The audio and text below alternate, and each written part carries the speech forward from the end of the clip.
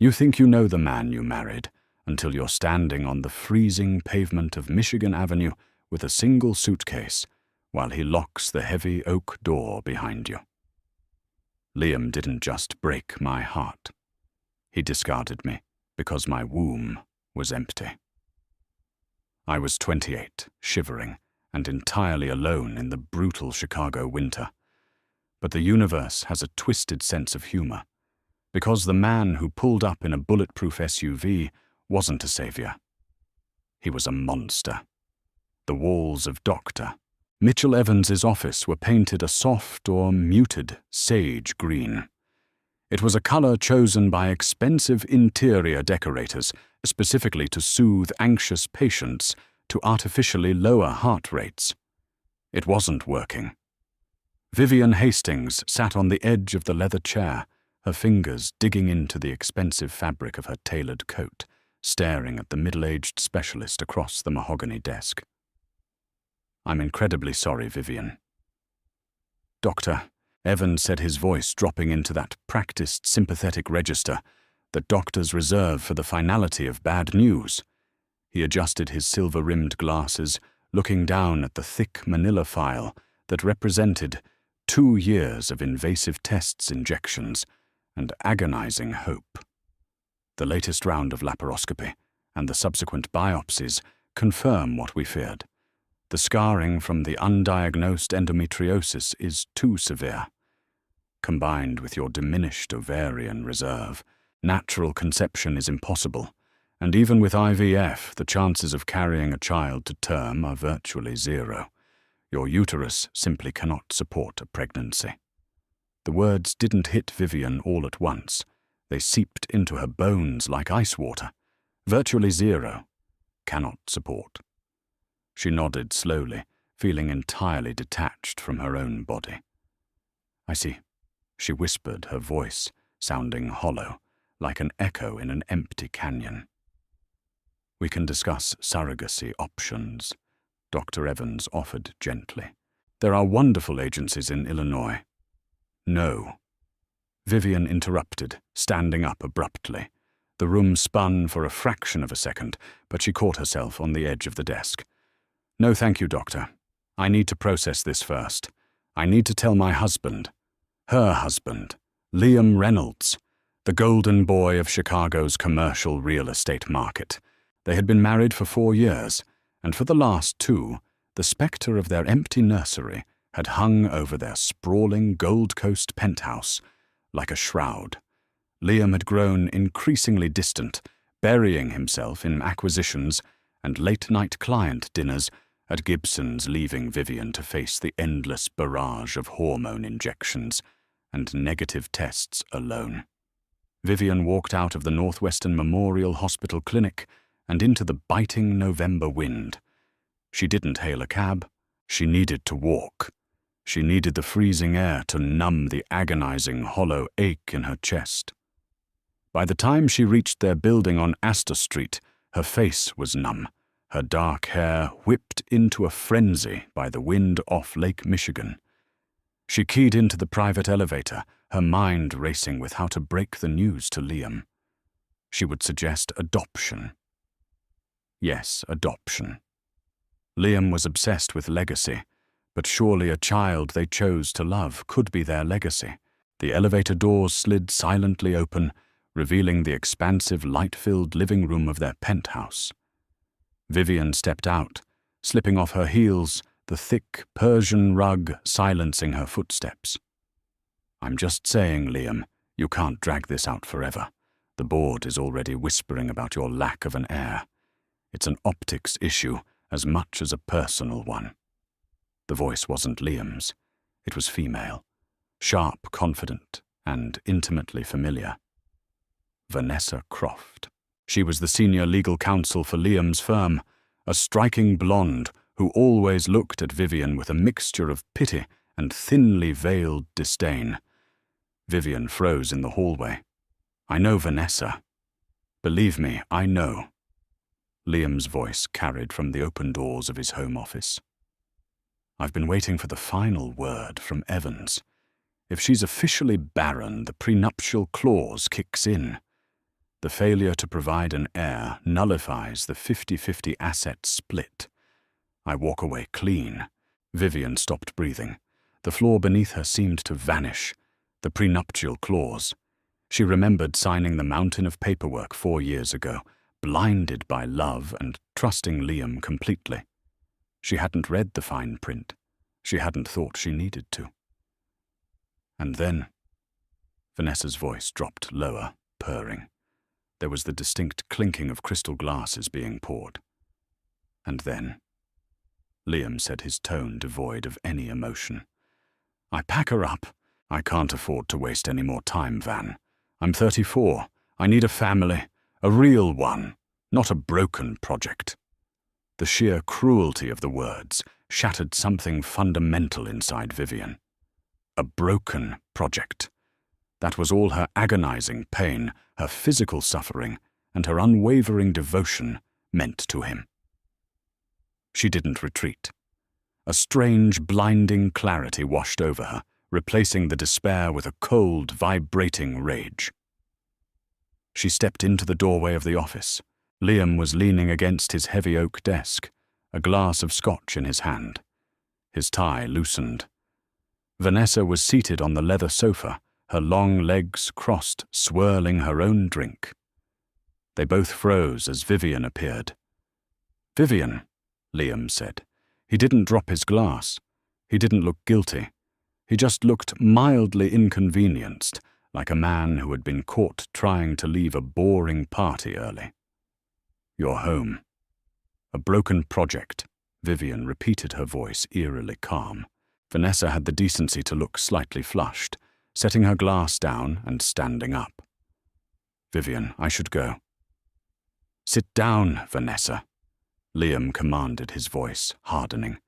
He looked back at Vivian, his handsome face setting into a mask of stone.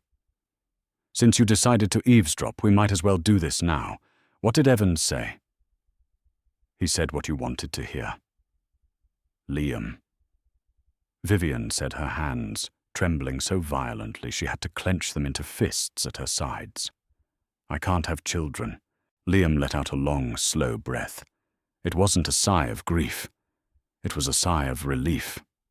"Right. Well, that changes things." "Changes things?" Vivian's voice finally cracked. "I am your wife, Liam. I love you. We promised each other. We promised to build a life." Liam cut her off, sharply stepping forward. The charm that had won her over was entirely gone, replaced by the ruthless businessman who was known for gutting rival companies. A life requires a future, a legacy. Reynolds Holdings needs an heir. You knew this when we married. My father built this empire for a bloodline. So you're just going to throw me away because of a medical condition I have no control over. It's not personal, Vivian. It's practical, Liam said coldly. He walked over to his desk, pulling open a drawer and tossing a thick bound document onto the surface. "This is the draft of the annulment and divorce proceedings. My lawyers have been preparing it for a month, anticipating this result. You have 30 days to find a new place, but I want you out of this apartment tonight. I can't look at you right now. It's too depressing." Vivian stared at him, truly seeing him for the first time. The man she loved was an illusion. The man standing before her was a sociopath in a Brioni suit. "You've been preparing this for a month," she whispered. She looked at Vanessa, who was avoiding her gaze. "And you, how long have you been sleeping with him?" "Don't make this ugly, Vivian," Liam warned, taking a threatening step forward. "You're leaving with the clothes on your back and the personal account I set up for you. That's 100 grand, more than fair for 4 years of your time. Go pack a bag." "You are a monster," Vivian breathed, tears finally spilling over her lashes. "I'm a pragmatist," Liam corrected. "Now get out, before I have building security escort you."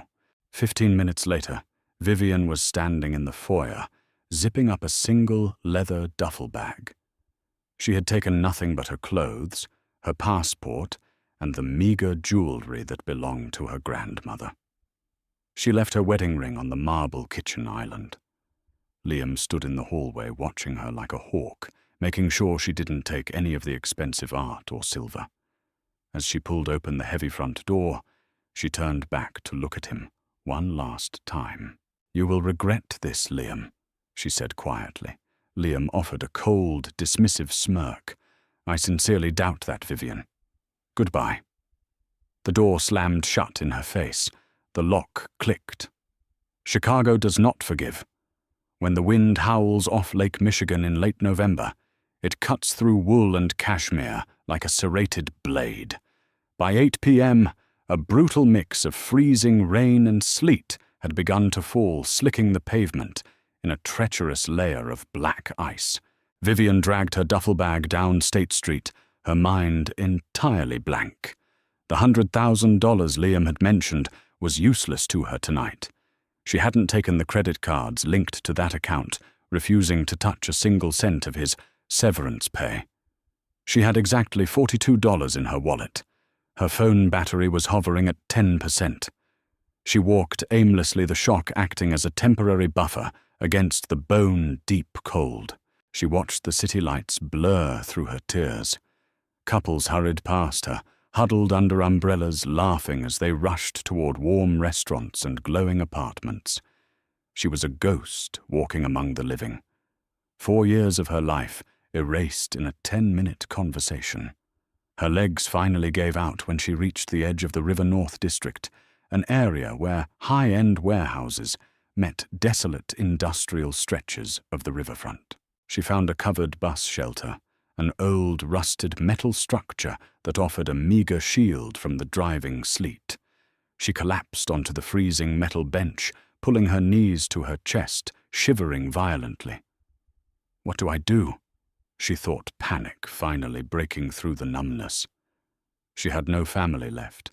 Her parents had passed away in a car accident when she was in college. The friends she thought she had were all connected to Liam corporate wives and social climbers who would drop her the second they realized she was no longer married to the Reynolds fortune. She pulled out her phone to look for a cheap motel. The screen flickered, showing the Apple logo, and then died completely.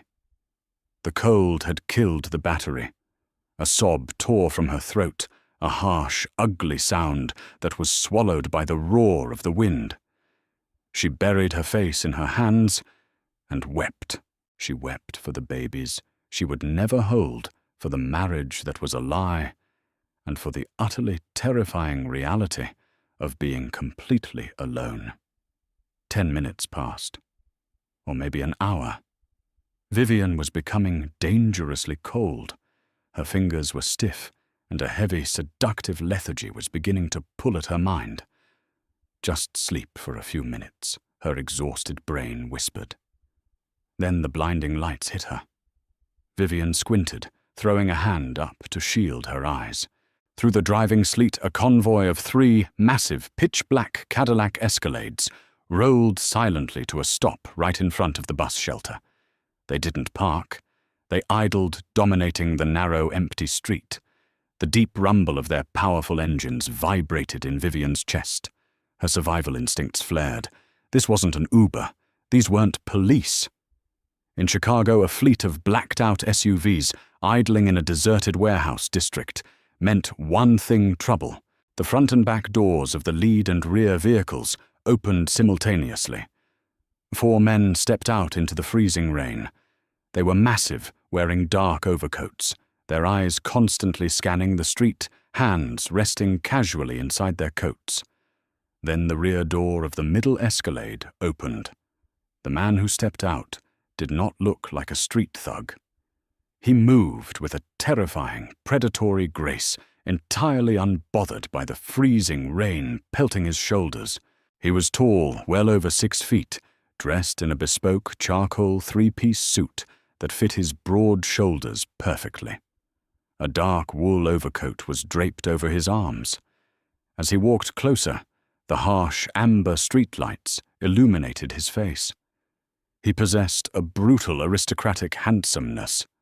High, sharp cheekbones, a strong jaw heavily shadowed with dark stubble, and hair as black as a raven's wing swept back from his forehead. But it was his eyes that pinned Vivian to the bench. They were a piercing icy blue, the color of a frozen lake. They were eyes that had seen violence and felt absolutely nothing about it.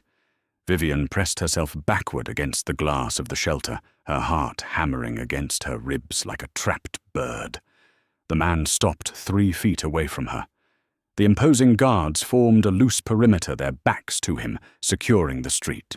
He looked down at her, taking in her soaked hair, her shivering frame, and the pathetic leather duffel bag resting by her boots. He didn't smile. He didn't offer a polite greeting. He simply stared at her with an intensity that made her breath catch in her throat. Vivian Hastings. His voice was a deep, resonant baritone, laced with a faint, untraceable accent. It commanded absolute authority. Vivian flinched. He used her maiden name. Not Reynolds. Hastings. Who are you? She stammered, her teeth chattering so hard she could barely form the words. How do you know my name? He didn't answer the question. Instead, he took 1 step closer, invading her personal space. The scent of him washed over her, expensive bergamot dark tobacco, and something uniquely dangerous. You are freezing to death, he stated a matter-of-fact observation. Your husband threw you out. How? Liam Reynolds is a fool! The man interrupted his voice, dropping an octave, a dangerous edge bleeding into the calm exterior. But his foolishness is my opportunity. He held out a large gloved hand toward her. I am Gabriel Rossi, he said, the name dropping like an anvil between them. Vivian gasped. Gabriel Rossi. Even in her sheltered upper-class bubble, she knew that name. Everyone in Chicago knew that name, though they only ever whispered it. He wasn't just a businessman. He was the head of the Rossi Syndicate, a ghost who controlled the ports, the underground casinos, and a vast network of legal and illegal enterprises stretching from the Midwest to the eastern seaboard. He was untouchable. He was ruthless. You're the Mafia! She breathed terror, momentarily, overriding her freezing cold. Gabriel's expression didn't change, but a dark amusement flared briefly in those ice-blue eyes. I prefer logistics coordinator. But you can call me Gabriel.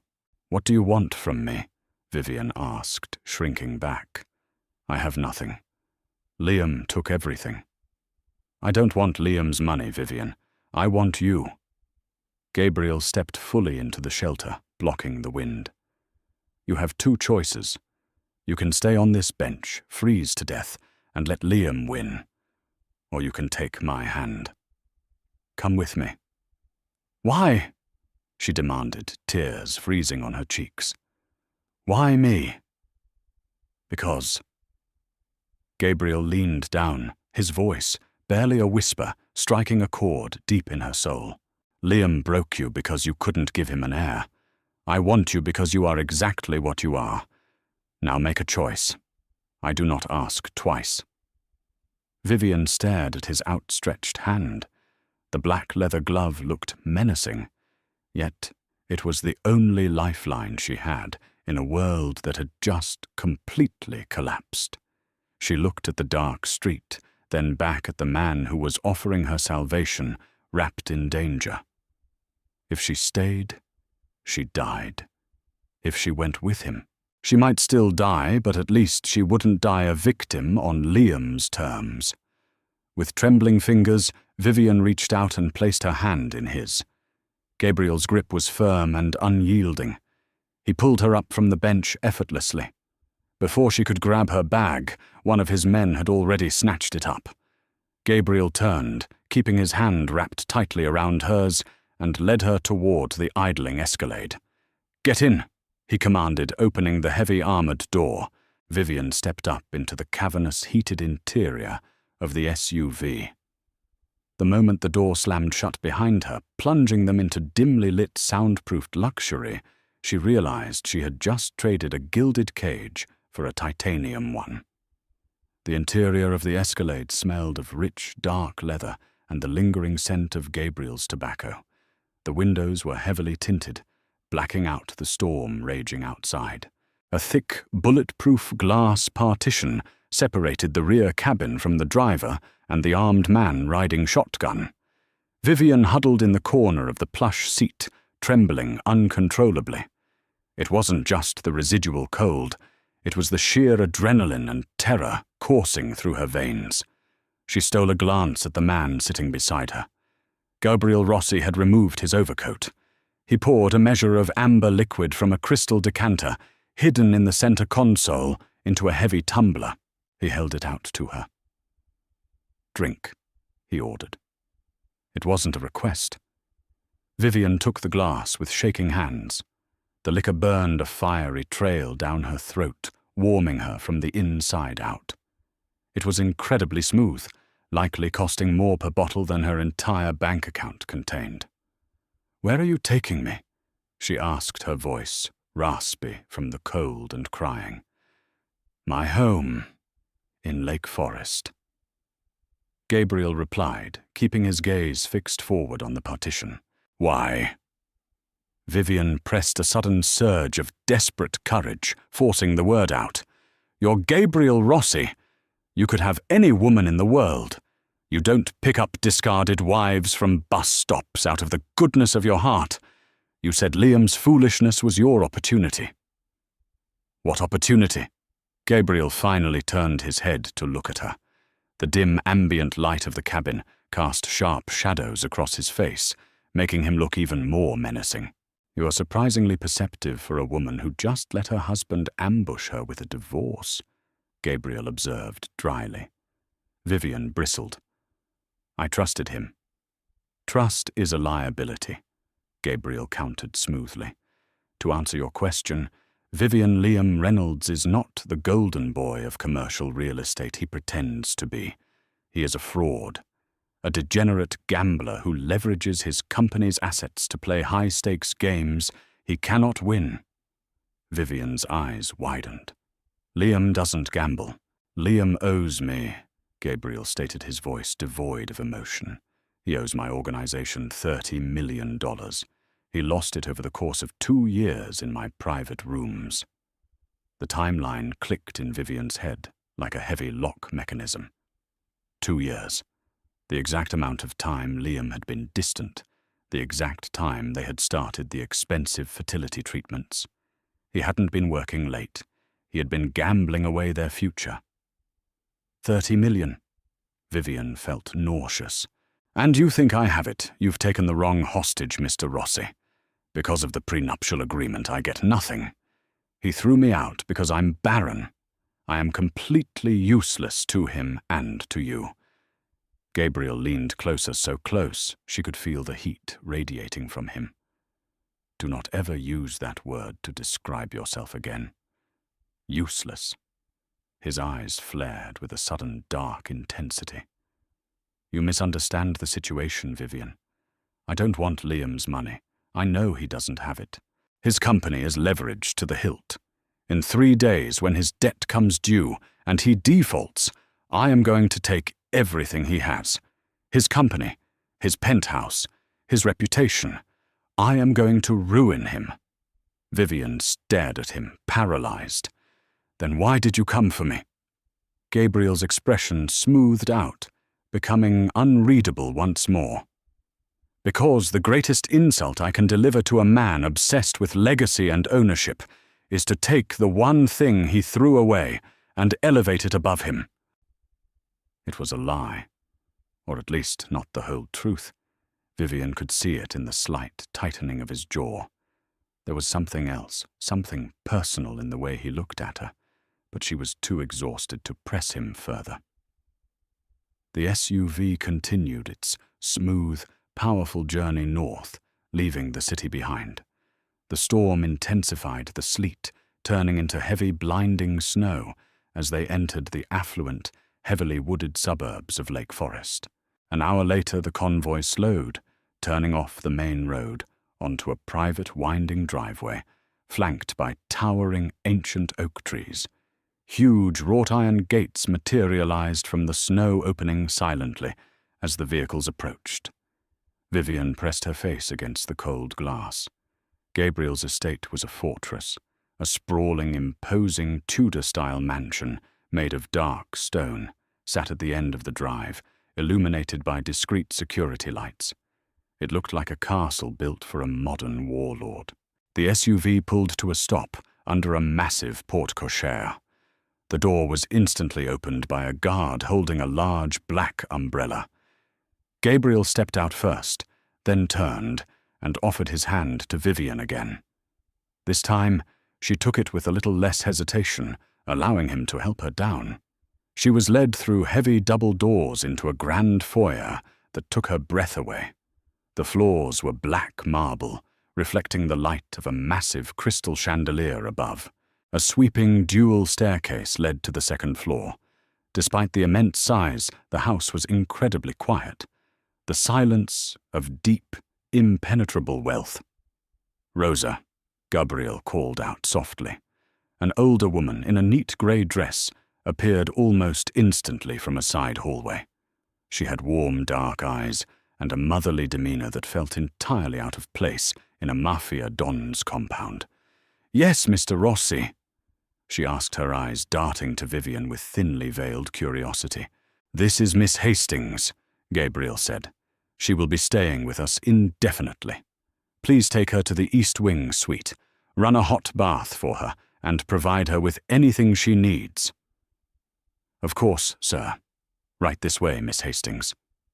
Vivian looked at Gabriel. "Indefinitely. Until the dust settles," Gabriel said, turning to walk toward a set of heavy oak doors that looked like a study. He paused and looked back at her over his shoulder. "Do not try to leave the estate, Vivian. The woods are rigged with sensors, and my men are not gentle with intruders or escapees. You are safe here, safer than you have ever been in your life. Sleep." With that, he disappeared into the study, the heavy door clicking shut behind him. Vivian followed Rosa up the grand staircase, her legs feeling like lead. The East Wing suite was larger than her entire first apartment. It featured a massive king-sized bed, a sitting area with a roaring fireplace, and a bathroom entirely clad in white marble with a sunken soaking tub. Rosa efficiently ran the bath, adding bath salts that smelled of lavender and eucalyptus before quietly slipping out of the room. Vivian stripped off her damp, freezing clothes and sank into the scalding water. The physical warmth was agonizingly beautiful, but her mind was a hurricane of fractured thoughts.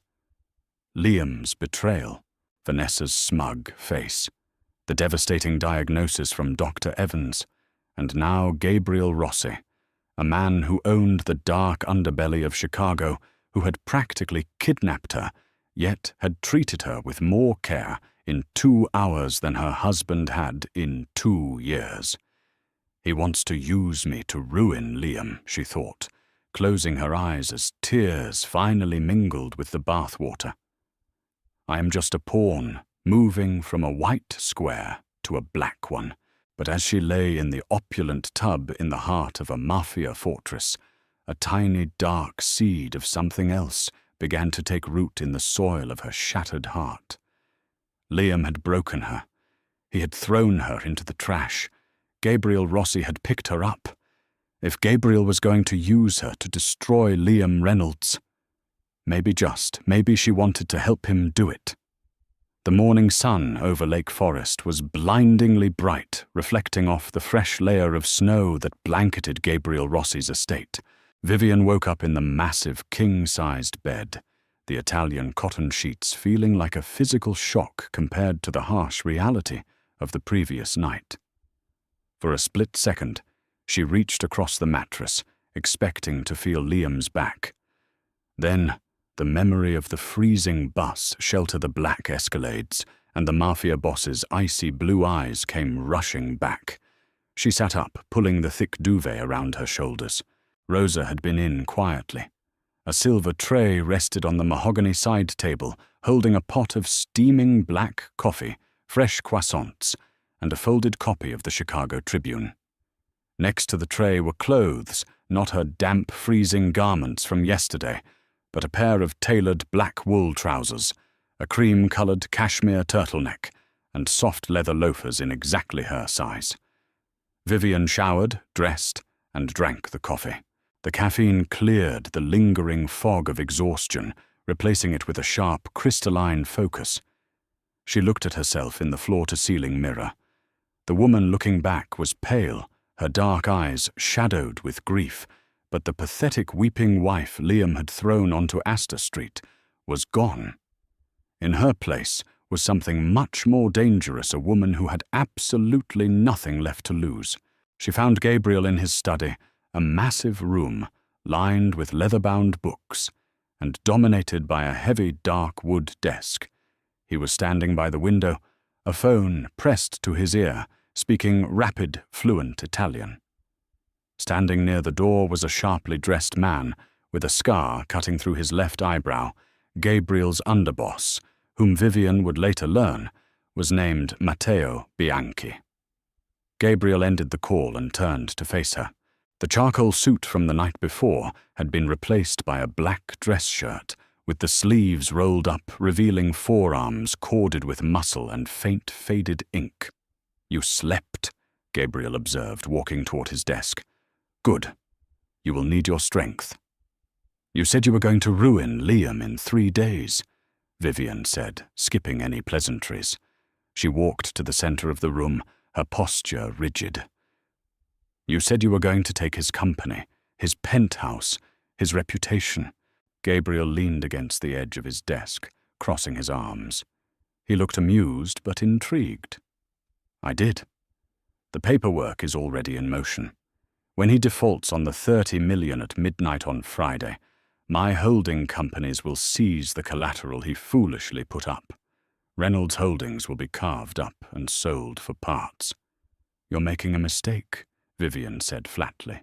Matteo shifted near the door, his hand instinctively dropping toward his jacket pocket, but Gabriel held up a hand, silencing him. The icy blue eyes locked onto Vivian. "Explain." "Liam is a narcissist, but he isn't stupid," Vivian said, stepping closer. The fear she felt the night before was entirely eclipsed by a burning desire to see Liam bleed. "If he put up Reynolds Holdings as collateral, it's because the company is already an empty shell. You'll inherit mountains of corporate debt, heavily mortgaged properties, and toxic assets. He's letting you take it." Gabriel's expression darkened. The amusement vanished, replaced by a cold, calculating stillness. "He owes me $30 million in liquid cash. If he tries to pay me in toxic assets, I will have Matteo cut him into very small pieces and mail them to his lawyer. Physical violence won't get your money back, and it won't satisfy me," Vivian countered, her voice surprisingly steady. "Liam's true wealth isn't in Reynolds Holdings. It's in the Cayman Islands, a shell corporation called Apex Ventures." Gabriel went perfectly still. "How do you know this?" "Because for the first 2 years of our marriage, before the fertility treatments consumed my life, I managed our personal finances," Vivian said, the bitter irony stinging her tongue. "Liam thinks I'm just a pretty accessory, a project that failed." He got sloppy. He kept a physical leather-bound ledger in the floor safe of his home office, the office he threw me out of last night. It contains the account numbers, the routing protocols, and the physical security fobs required to access Apex Ventures. He's been bleeding his own company dry, transferring the liquid capital offshore, preparing to let Reynolds Holdings collapse under the weight of your debt while he walks away a billionaire. Silence descended on the study. The grandfather clock in the corner ticked loudly. Gabriel stared at her, assessing the raw, unvarnished truth in her eyes. He wasn't just looking at a discarded wife anymore. He was looking at an inside operative who possessed the exact coordinates to a nuclear strike. The safe, Gabriel finally said, his voice a low, dangerous rumble. Do you know the combination? Yes, Vivian said. It's the date of our wedding anniversary. He has a sick sense of humor. Gabriel pushed off the desk. He looked at Matteo. Assemble a team. We are paying a visit to the Astor Street penthouse tonight. Liam is dining with his new legal counsel at Gibson's. The apartment will be empty. I'm going with you, Vivian demanded. Absolutely not, Gabriel snapped. You are a civilian. You stay here where it is safe. I am not a civilian anymore, Gabriel. I am a casualty of war. Vivian stepped directly into his personal space, tilting her head back to meet his imposing height. You need my thumbprint. Liam upgraded the safe 2 months ago. It requires a combination and biometric verification from either him or me as his legal spouse. Unless you plan on cutting off my hand and taking it with you, I am coming along. A slow, predatory smile spread across Gabriel's face. It was terrifying and incredibly magnetic. Well, Vivian Hastings, it seems Liam Reynolds threw away the most valuable asset he ever possessed. That night, the Black Fleet returned to the city. Vivian sat beside Gabriel, her heart pounding against her ribs, but she didn't tremble. Under the cover of darkness and a perfectly executed bypass of the building's security system by Matteo's team, they entered the penthouse. Walking into the apartment she had called home for 4 years felt like walking into a tomb. The scent of Vanessa's cloying perfume still lingered in the air. Vivian didn't hesitate. She led Gabriel straight to the Home Office, pulled back the Persian rug, and knelt over the concealed floor safe. She punched in the numbers June 14th and pressed her thumb against the glowing green scanner. The heavy steel door clicked and hissed open. Inside, sitting on top of stacks of emergency cash, was the black leather ledger and a small velvet pouch containing the banking fobs. Vivian pulled them out and handed them directly to Gabriel. 30 million was just the tip of the iceberg, Gabriel murmured, flipping through the handwritten pages, his eyes scanning the staggering sums of money Liam had hidden away. He has nearly 200 million in untraceable assets here. Gabriel looked down at Vivian, who was still kneeling on the floor. He reached out his large hand, gently catching her chin, tilting her face up. His touch was warm, contrasting sharply with the coldness of his business. You just handed me his head on a silver platter, Gabriel said softly. What do you want in return, Vivian? I want to be there, she whispered, her eyes burning with a dark, unyielding fire. When he realizes he has absolutely nothing left, I want to look him in the eye when his empire burns to the ground. Done! Gabriel promised, his thumb brushing lightly over her lower lip before he pulled away. Let's go. We have a fire to start. The Drake Hotel's grand ballroom was a masterpiece of roaring 20s architecture, dripping with crystal chandeliers and gold leaf. Tonight, it was the epicenter of Chicago's elite. Liam Reynolds was hosting the annual Reynolds Holdings Charity Gala, a meticulously planned event designed to project strength, stability, and limitless wealth. In reality, it was a desperate masquerade. Liam needed to secure a massive capital injection from the Vanguard Group, a ruthless private equity firm, to cover the gaping holes in his balance sheets before Gabriel Rossi came collecting at midnight.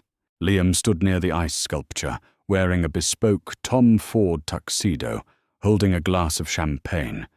He looked immaculate, the picture of a successful magnate.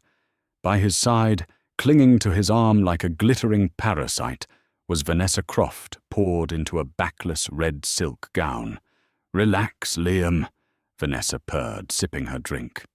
The Vanguard partners are eating out of the palm of your hand.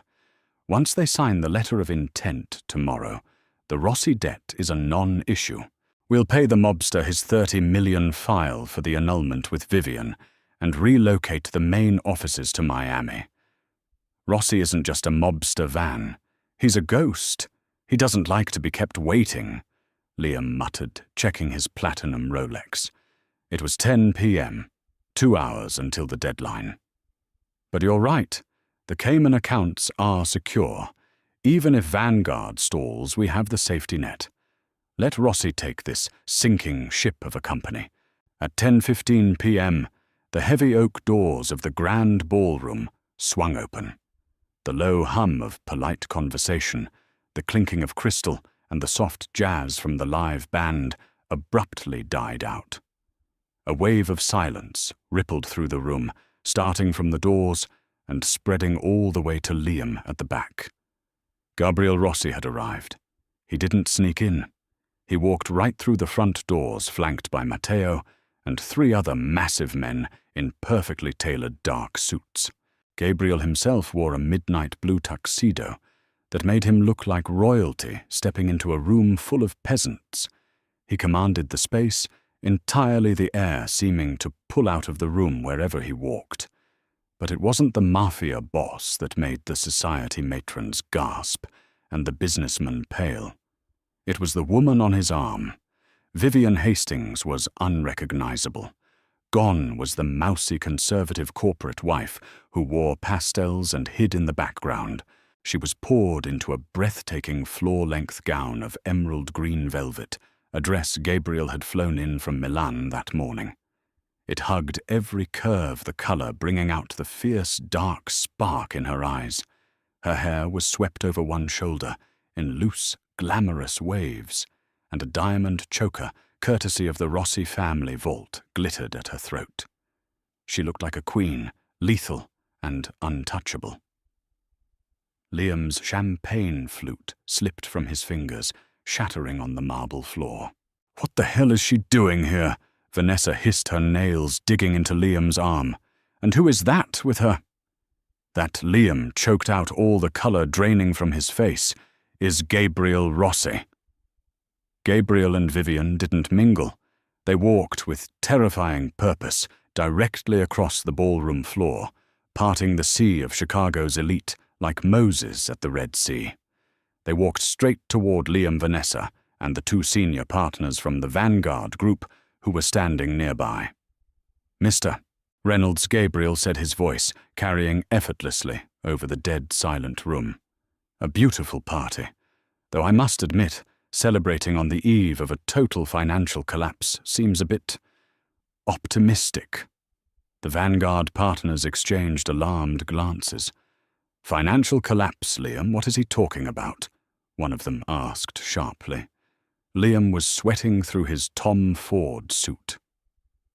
He's a disgruntled competitor, gentlemen. Security is already on their way." "Security works for me tonight, Liam," Gabriel said smoothly, snapping his fingers.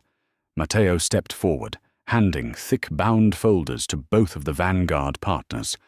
"Gentlemen, before you sign away your client's money, I highly suggest you review these documents. They detail the complete insolvency of Reynolds Holdings, the fraudulent collateral put up for a $30 million underground gambling debt, and the active FBI investigation into Mr. Reynolds' offshore tax evasion." Liam lunged forward, panic overriding his survival instincts. "Those are lies. You forged those." "They aren't forged, Liam." Vivian spoke for the first time. Her voice was calm, clear, and dripping with ice. "I provided them." Liam stopped dead in his tracks, staring at his wife as if she were a ghost. "Vivian, you don't have access to those. They were in the safe. A safe you secured with my fingerprint, you arrogant fool," Vivian said, a vicious smile playing on her lips. "Did you really think you could throw me out into the freezing street like garbage, steal my future, and I would just quietly disappear?" Vanessa stepped forward, her lawyer instincts kicking in though her voice shook. "This is corporate espionage, Vivian. You've breached NDAs. We will bury you in litigation." Vivian let out a genuine dark laugh. She looked up at Gabriel, who was watching her with an expression of intense, burning pride. "Vanessa," Vivian said, turning back to the blonde lawyer.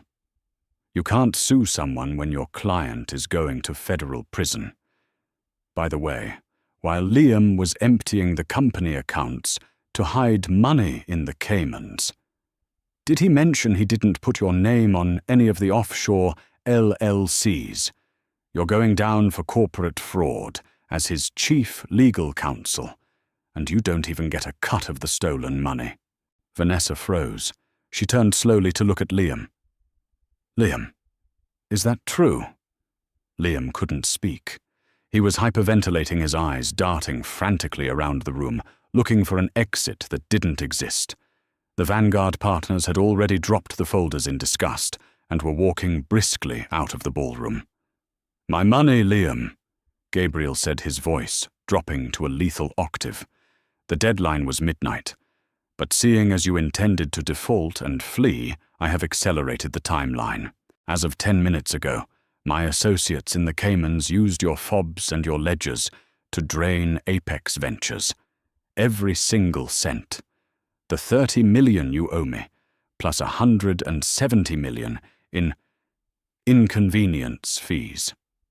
Liam dropped to his knees, literally collapsed onto the floor of the Drake Hotel, the shattered glass of his champagne flute cutting into his tailored trousers. "You took it all. My legacy. My money." "Your money?" Vivian stepped forward, looking down at the pathetic man crying on the floor. "You traded your soul for that money, Liam. You traded our marriage. You traded me because my body was broken. Well, look at me now." She leaned down slightly, her voice a razor blade. "I am standing next to a king, and you are nothing but ash." She turned her back on him, slipping her arm through Gabriel's. "Take me home, Gabriel. The air in here is toxic." Gabriel smiled, a genuine, terrifying smile that promised violence to anyone who ever crossed her again. "With pleasure, Mia Regina." They walked out of the ballroom together, leaving Liam Reynolds sobbing on the floor as the distant wail of police sirens, tipped off by Matteo, regarding the massive corporate fraud, began to echo down the magnificent mile. The collapse of Liam Reynolds was spectacular, violent, and absolute. By Monday morning, Reynolds Holdings was in receivership. The FBI had raided the Astor Street penthouse, seizing computers and encrypted files. Vanessa Croft, desperate to save her own skin, turned state's evidence, spilling every dirty secret she had regarding Liam's financial maneuvers. Liam was out on a massive bail, his passports seized, his bank accounts frozen solid. He was a trapped rat, and trapped rats bite. A week after the gala, the brutal Chicago winter broke for a single sunny afternoon. Vivian stepped out of an Oak Street boutique, carrying a shopping bag accompanied by Matteo and another heavily armed guard. She was adapting to her new reality, living in a mafia fortress, sleeping in a separate wing from Gabriel, yet spending hours with him every evening. The tension between them was an electric physical thing. Suddenly, a dark grey sedan mounted the curb, smashing into a decorative planter just feet away. Liam scrambled out of the driver's seat. He looked deranged. Unshaven, wrinkled, and wild-eyed, he gripped a heavy steel tire iron. "You bitch!" Liam screamed, swinging the iron blindly as he lunged toward Vivian. "You ruined my life! I'm going to federal prison because of you!" Matteo stepped seamlessly in front of Vivian, his suppressed pistol instantly raised and aimed dead at the center of Liam's chest. "Drop the weapon, Reynolds. I will drop you right here on the pavement." Liam froze, staring at the black barrel of the gun. The cowardice that defined him finally bled through his rage. He dropped the iron, falling to his knees on the sidewalk, weeping hysterically. "I have nothing," Liam sobbed, looking past Matteo to Vivian. "Please, Vivian, tell Rossi to give me back a fraction of the offshore money. Just enough to run. I'll leave the country. You'll never see me again. Please, I was your husband." Vivian looked at the man she had loved for 4 years, the man who had thrown her into a blizzard because she couldn't give him an heir. She felt absolutely nothing. No pity. No anger. Just a profound, hollow disgust. Before Vivian could answer, the roar of an engine ripped down Oak Street. Gabriel's black Escalade slammed to a halt next to the sedan. Gabriel stepped out. The air pressure on the street seemed to drop. He didn't run. He walked with a terrifying, measured pace directly toward Liam. Matteo and the guard stepped back. Gabriel reached down, grabbed Liam by the lapels of his ruined jacket, and hauled him to his feet, slamming him backward against the brick wall. Liam whimpered, his feet dangling. "You dare approach her?" Gabriel hissed his voice, a demonic whisper. "I took your money, Liam. I let the feds take your freedom. But if you ever come within 100 yards of Vivian again, I will not involve the FBI. I will take you to a warehouse by the docks, and I will spend 3 days making sure you understand exactly what pain is before I let you die." Gabriel dropped him. Liam collapsed onto the concrete, gasping for air. Gabriel turned to Vivian, his icy eyes instantly softening. "Did he touch you?" Gabriel asked, his voice trembling with a barely contained violent rage. "No," Vivian breathed. "Good," Gabriel murmured. He wrapped his arm around her waist. "We are going home." That night, back in the fortress in Lake Forest, Vivian didn't go to the East Wing suite. She walked into Gabriel's study. The fire was roaring, casting long shadows across the room.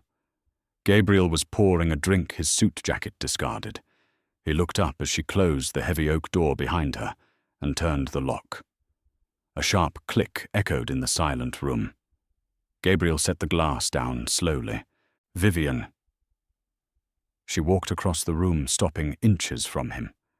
She reached up and placed her hand flat against his chest, feeling the steady, powerful thumping of his heart. "You asked me what I wanted in return for the ledger," Vivian said softly. "I wanted his destruction, and you gave it to me." "It was my pleasure," Gabriel murmured, his hands coming up to rest on her waist. "But you told me something else," Vivian whispered. "You said you wanted me because I am exactly what I am. A woman who can never give you an heir." Gabriel's expression tightened with a fierce, possessive anger. He stepped closer. "You are not broken, Vivian. You were forged in fire. I do not care about bloodlines. My empire is built on loyalty and power. I have enough money to buy the world.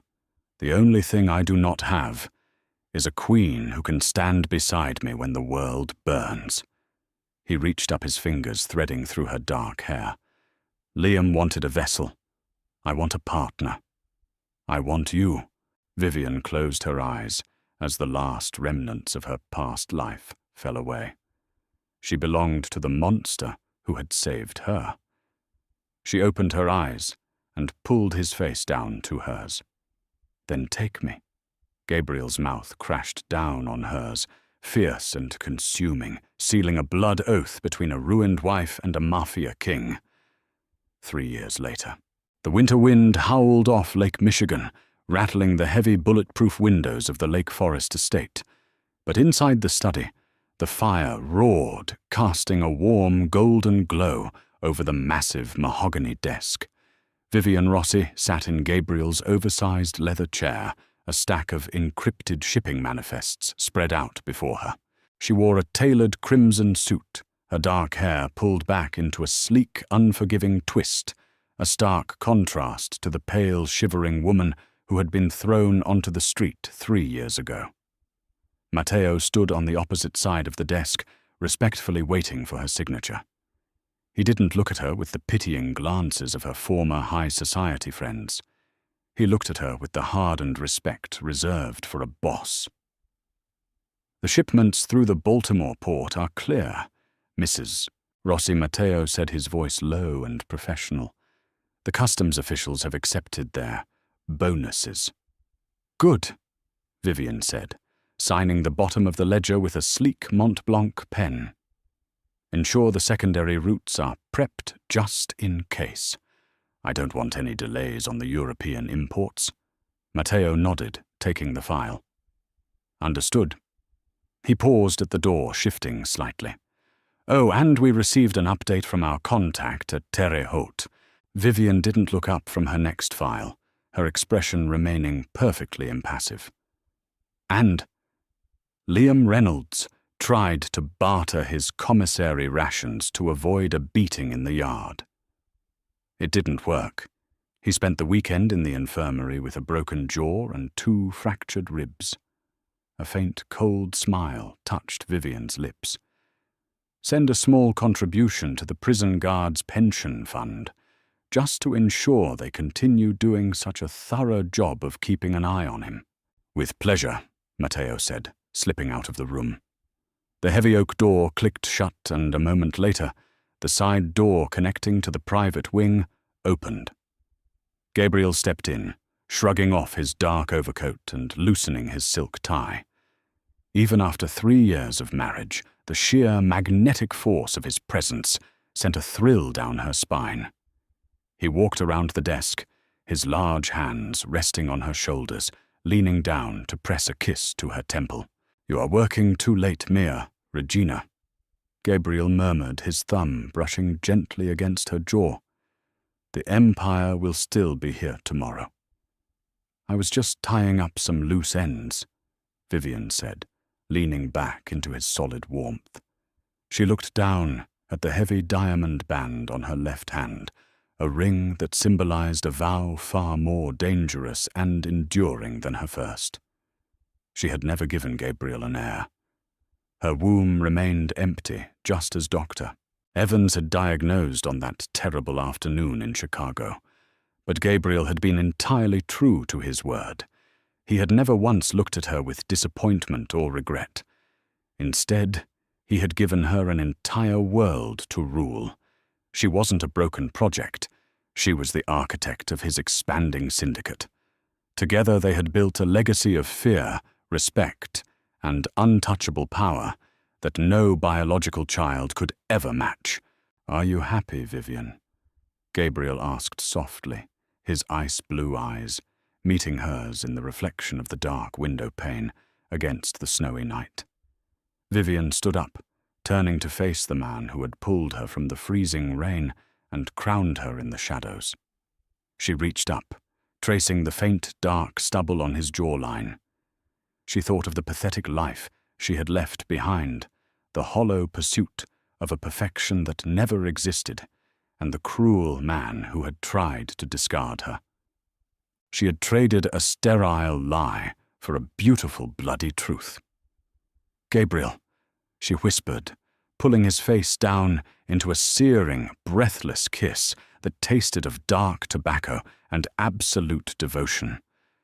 I have never been more alive.